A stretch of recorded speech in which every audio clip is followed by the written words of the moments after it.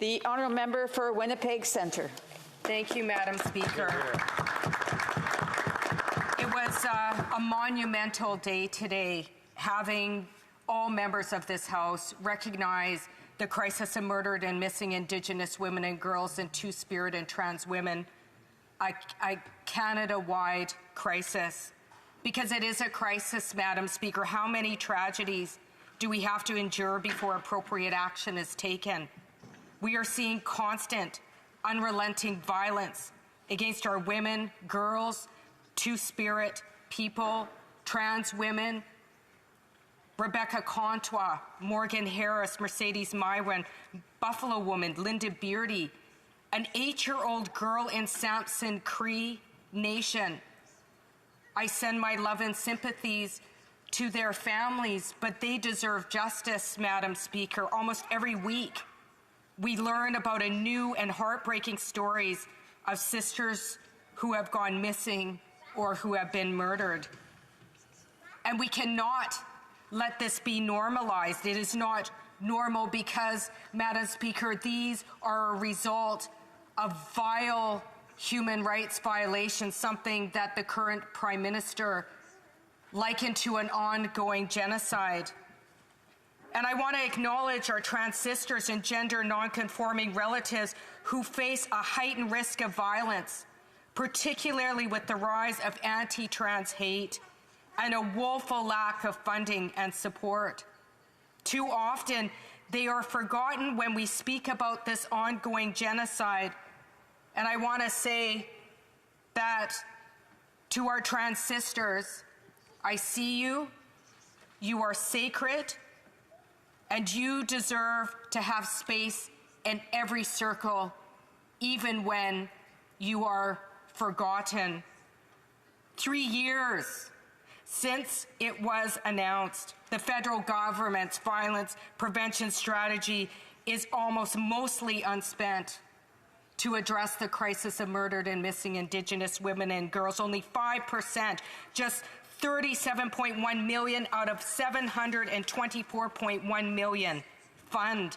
Not a single new shelter or transitional home has been built. And how much longer do we have to wait for this life-saving money to get out the door?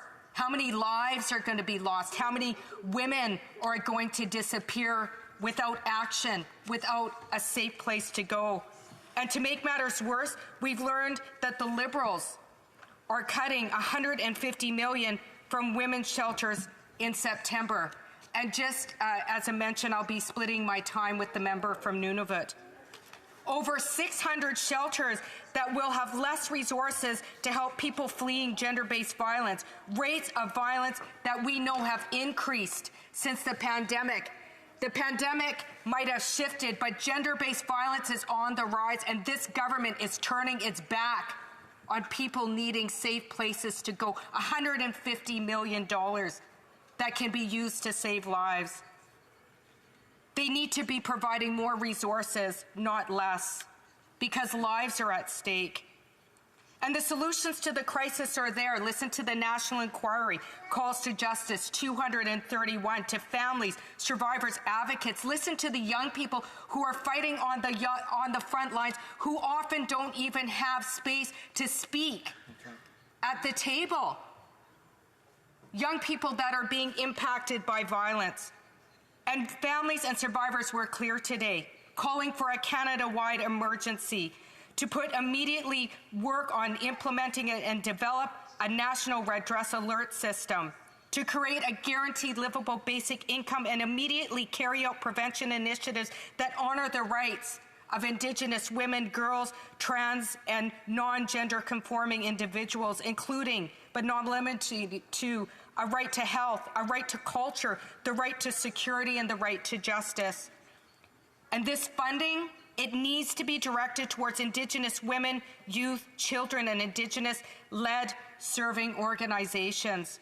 It's time for this government to heed the call. This threat is of ongoing genocide, or this ongoing genocide deserves urgency. We are not disposable, and as many people took to the streets in the hundreds in Winnipeg declaring, we are not garbage. We are not garbage, Madam Speaker, and we deserve justice now. Thank you.